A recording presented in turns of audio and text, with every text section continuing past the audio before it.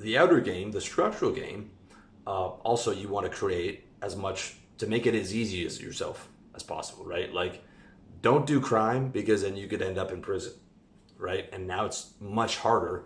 It's 10 times harder to be in a positive state when you're in a prison cell than when you're out here in the free world being able to do what you want to do, okay?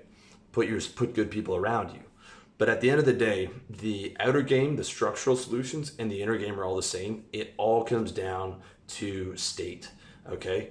And if you want to think of it like this. You have an emotional bank account, and that's something that you should be measuring. And every day you want to be trying to fill up that emotional bank account as much as possible. And all the things that you do are just tools to fill up that emotional bank account.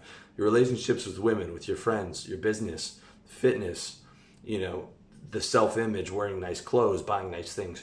All that comes down to buying state or investing in state or getting state. Like, imagine all those things are like all the flashing lights in the casino and the people walking around and the chips and the pretty girls and all that.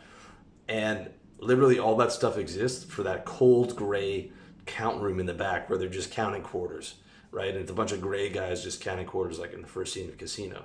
That's state. That's where, like, so all this stuff that we do from morning until night, all this stuff I talk about, playing the game of life, health, wealth, relationships, lifestyle, maxing all that, is literally just to be in a good state.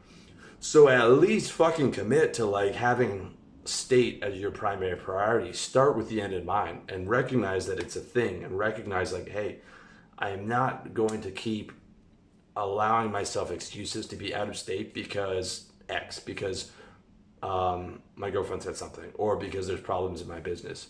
Put the state first, regardless of what's going on, or at least recognize it, commit to it as a primary priority, and really work hard at it.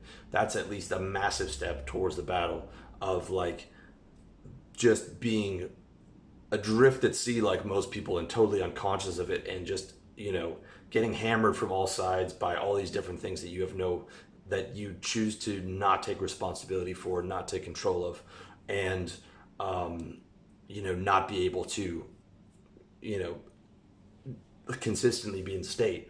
Like, if everybody imagine if everybody made a commitment to happiness as their primary priority. We've already seen what it looks like when people make commitments to political parties and political systems and different religions. It looks like war. It looks like constant conflict. It looks like combat.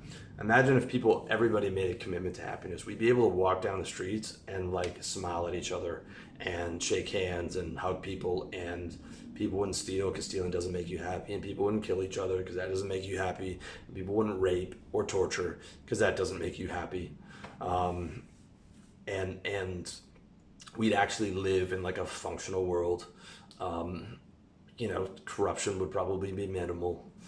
I mean, it's never going to happen, but like, imagine if people were actually awake and aware and online, and able to do this. Like, that's not just for yourself, but that's like the best thing that you can do for the world, because you're not going to change the world. But like, when you're in a positive state, you're able to generate that around you, and maybe you have a brand like I do, and then you're able to like push that out to millions of people.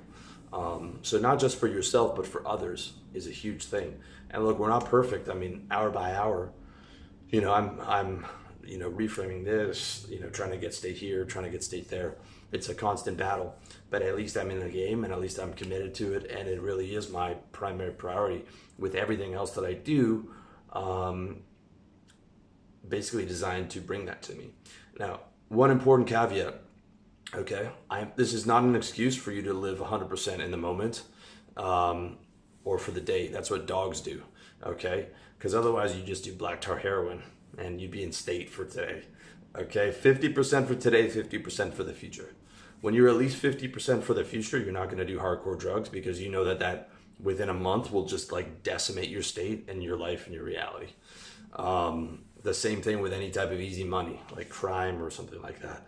So you're at least 50% in the future. But then like 50% for today, you know, you should have, you know, at least doing like 2 or 3 things that you enjoy every day, and trying to enjoy as much of your work as possible. And if your work's not enjoyable, really putting all your effort into like moving towards a business that you're actually going to enjoy, or finding areas of your business to enjoy and delegating the rest.